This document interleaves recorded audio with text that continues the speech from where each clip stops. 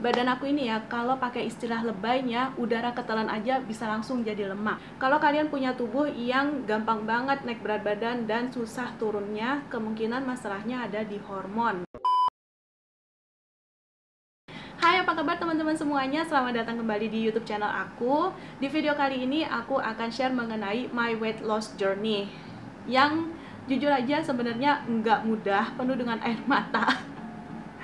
Kadang ada masanya itu aku stres banget mikirin berat badan, ada juga masanya pas lagi semangat-semangatnya untuk nurunin berat badan. Yang pas waktu masa-masa stres itu adalah pas waktu aku masih belum tahu akar masalahnya di mana. Sebelum kita masuk ke inti videonya, aku mau disclaimer dulu. Jadi aku ini bukan ahli nutrisi, bukan ahli kesehatan, bukan juga ahli fitness, tapi apa yang akan aku jabarkan di sini itu adalah menurut pengalaman pribadi aku ya. Sekarang ini aku sedang dalam proses penurunan berat badan, jadi aku pikir lebih baik sekalian aja aku share di channel ini karena ini adalah bagian dari promil yang sedang aku jalankan. Salah satu motivasi aku untuk nurunin berat badan itu tak lain dan tak bukan adalah aku sudah tua. I am old. Jadi kalau misalnya kita sudah memasuki umur 30-an, metabolisme tubuh kita tidak secepat pada saat kita berusia 20 tahunan. Aku tuh pengennya pada saat usia 60-an, anak aku udah di usia 20-an nih. Aku pengennya tuh badan aku tuh masih sehat dan sangat energik. Selain itu, motivasinya yang lain adalah sudah jelas aku pengen banget hamil dan menyeimbangkan hormon di tubuh aku. Kemudian yang satu lagi adalah aku pengen punya tubuh yang langsing, seksi gitu sampai usia 70 tahunan.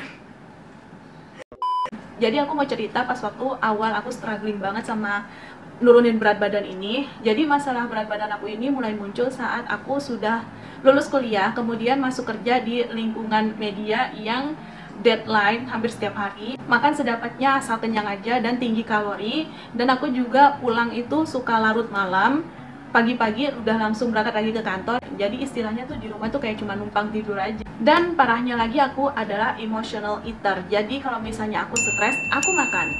Nah, karena aku makannya banyak, badan aku jadi gemuk. Dan karena gemuk itu, aku stres lagi. Karena stres, aku makan lagi. Jadi udah kayak lingkaran setan. Karena memang aku punya mindset yang salah. Jadi aku menganggap makanan itu sebagai comfort food. Dan mindset itu masih terbawa-bawa bertahun-tahun kemudian bahkan setelah aku udah nggak kerja lagi. Plus, aku juga doyan ngemil, terutama makanan yang tinggi kalori, kemudian craving, pengen makan ini, pengen makan itu, terutama yang manis-manis. Aku udah beberapa kali nyoba diet ini itu, kemudian olahraga juga. Sampai pas waktu aku masih kerja pun, aku punya gym membership, aku olahraga setiap hari, tapi beratnya tuh susah banget turunnya. Setelah nikah, aku pernah beberapa kali telat haid, tapi ternyata pas diperiksa di dokter, rahim aku kosong. Katanya siklus aku ini lagi telat karena aku kelebihan hormon androgen. Tapi nggak dijelasin apa itu hormon androgen dan bagaimana cara ngilanginnya. Mereka cuman kasih saran untuk aku turunin berat badan. Dan titik balik mengenai masalah berat badan aku ini ada di tahun 2016. Nah, waktu itu pas satu Idul Fitri, karena ada saudara ipar aku yang visit dari Belanda, jadi kita tuh mau melakukan pemotretan keluarga, satu keluarga besar. Nah, pas waktu fotonya jadi dikirim sama fotografernya, aku tuh langsung ya, Oh my god, what is that? Oh my god, what is that? berat badan aku ternyata saat itu 80 atau 81 kira-kira. Aku tuh sampai merenung gitu ya ngelihat badan aku gitu di cermin. Kenapa aku bisa membiarkan hal ini terjadi? Karena memang badan aku tuh udah besar banget, jadinya aku memutuskan untuk diet yang lebih strict gitu. Aku mencari diet yang mudah untuk aku menurunkan berat badan walaupun tidak harus olahraga yang berat-berat gitu. Aku tuh sebenarnya suka olahraga berat, aku suka banget working out. Olahraga itu that's my hobby, that's my favorite. Ada masa-masanya aku sempat cedera, itu sampai 3 bulan aku nggak bisa olahraga sama sekali. Dan karena aku stres mikirinnya, makanan juga nggak dijaga, jadi walaupun udah turun beberapa kilo, naik lagi secara cepat dalam waktu beberapa minggu aja. Akhirnya aku dikenalin sama diet rendah karbohidrat dan tinggi lemak. Ini sebenarnya diet favorit aku ya, karena badan aku tuh bener-bener energik dan sehat, seger gitu. Aku nggak pernah merasa badan aku seenak ini seumur hidup aku. Dalam waktu 7 bulan aja, berat badan aku turun hingga 20 kg.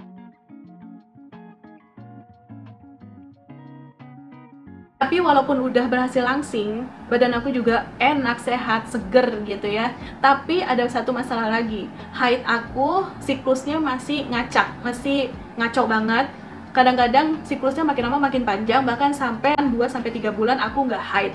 Akhirnya di awal tahun 2017 itu aku periksa ke dokter. Jadi sama dokter diperiksa USG transvaginal, kemudian tes hormon, tes HSG, suami juga ada tes sperma. Hasilnya adalah sel telur aku kecil-kecil dan hormon aku memang tidak seimbang. Terus sama dokter aku dikasih pil KB untuk mengatur siklus haid aku, kemudian obat penyubur dan metformin. Nah untuk yang metformin ini aku kan tanya sama dokter, aku ini udah nggak makan gula lagi, gula darah aku stabil di bawah 70. Kata dokter tetap harus diminum metforminnya karena yang disasar adalah gula di ovarium. Karena aku bingung kenapa bisa kayak begitu, jadinya pulang-pulang dari dokter aku browsing internet untuk mencari tahu sebenarnya aku nih kenapa sih gitu. Akhirnya nemu satu kata, PCOS. Terus pas satu aku lihat gejala-gejalanya, oh ternyata kondisi aku ini ada namanya. Kemudian setelah aku minum obat-obatan itu, rajin minum metformin, udah itu aku juga rajin minum asam folat juga. Akhirnya aku berhasil hamil. Aku langsung stop diet yang terlalu ketat. Karena ini adalah kehamilan pertama, jadi aku takut tuh terlalu diet ketat itu nanti pengaruh ke janin gitu. Jadi aku stop diet dan mulai makan nasi lagi seperti biasa. Walaupun pada akhirnya ternyata aku divonis BO sama dokter, jadi keguguran. Nah setelah keguguran itu beberapa bulan kemudian aku mulai probil lagi yang videonya ada di sini. Alhamdulillah aku akhirnya hamil.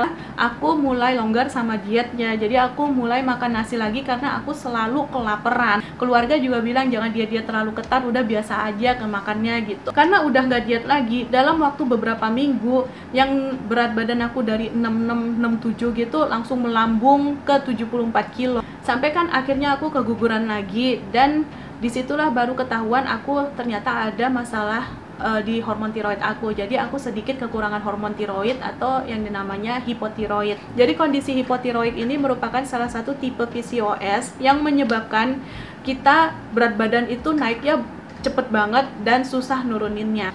Setelah keguguran ini aku dietnya agak nyantai, tapi slowly but sure, tapi perlahan-lahan berat badan aku tuh turun. Sampailah pada saat corona masuk ke Indonesia, ditambah isu orang borong-borong makanan gitu di supermarket karena takut Indonesia tuh lockdown kayak di Wuhan. Pas satu itu aku mulai longgar sama diet karena yang dipikirin adalah survival dulu. Keluarga aku juga nyetok makanan dan kebanyakan itu makanan instan karena kita takut untuk belanja di pasar. Ditambah banyak hal-hal yang terjadi yang udah aku jelasin di video sebelumnya. Akibatnya berat badan aku tuh naik lagi hingga mencapai 77 kg. Aku tuh sampai mikir gitu, kok bisa sih sampai 77 kilo gitu, dan aku nggak nyadar bisa seberat itu.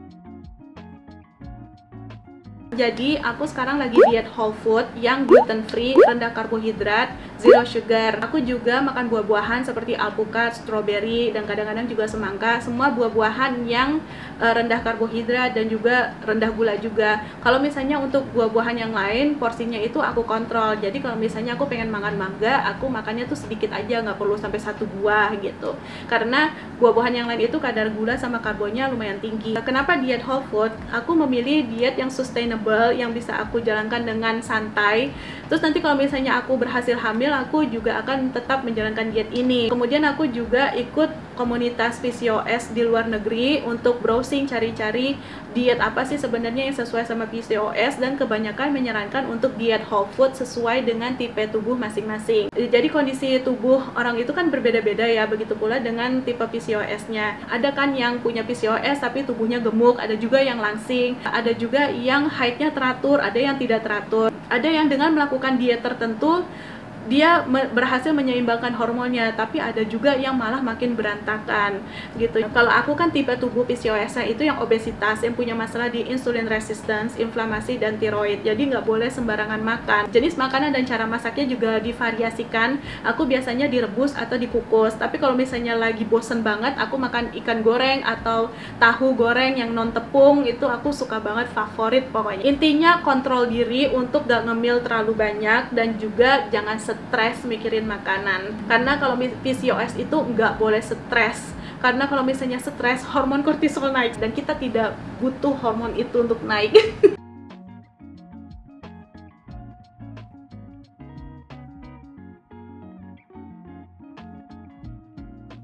Untuk olahraganya aku bagi-bagi tuh dalam 1 minggu. Aku 3 hari jalan kaki selama 35-45 menit. Kemudian 2 hari aku melakukan low intensitas training seperti yoga, pilates, atau angkat beban. Yang 1 harinya antara istirahat atau aku melakukan high intensity training. Pokoknya sesuai dengan mood aku saat itu deh.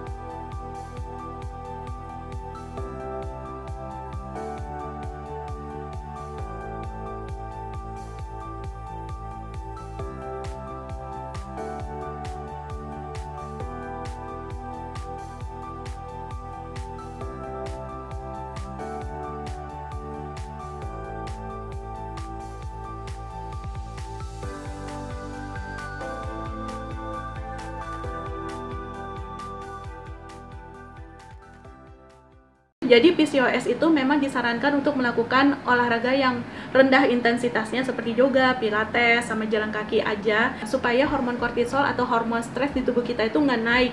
Kalau misalnya hormon kortisol naik, hormon androgen kita tuh naik. Kalau hormon androgen naik, itu akan menyebabkan gejala-gejala PCOS kita tuh muncul, seperti jerawat. Bukan yang ini ya, ini karena masker.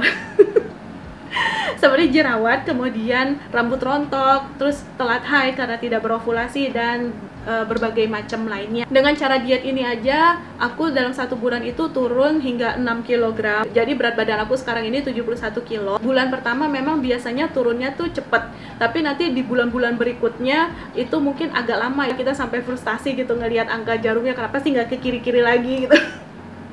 Tapi memang untuk proses penurunan berat badan ini prosesnya memang panjang, banyak up and down-nya. Senang udah pasti karena berat badannya turun, tapi nggak selamanya akan senang terus. Aduh. Tips dari aku selain diet dan olahraga untuk kalian yang sedang dalam usaha menurunkan berat badan, yang ketiga adalah tidur yang berkualitas. Tidur yang berkualitas ini bukan hanya berarti misalnya nyenyak tidurnya atau apa gitu, tapi memperhatikan jam tidurnya. Kalau bisa batas maksimal untuk tidur adalah jam 10 malam gitu. Mengatur jam tidur ini berpengaruh banget untuk kesuksesan kita dalam menurunkan berat badan.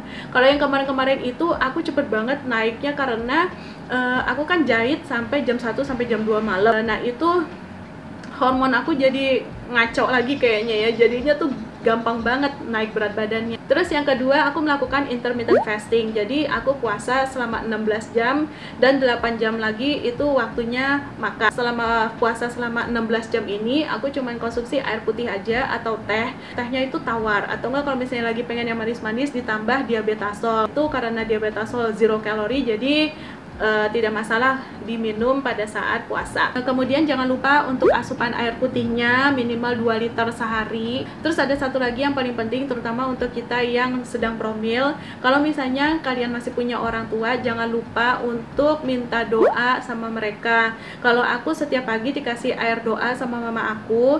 Jadi selain kita ikhtiar dengan diet, olahraga, minum vitamin dan suplemen, kita juga ikhtiarnya lewat doa orang tua. Udah segini aja dulu videonya, aku takut kelamaan. Kalau misalnya menurut kalian video ini bermanfaat, jangan lupa untuk klik like dan subscribe channel aku. Dan insya Allah kita akan ketemu lagi di video aku selanjutnya. Assalamualaikum.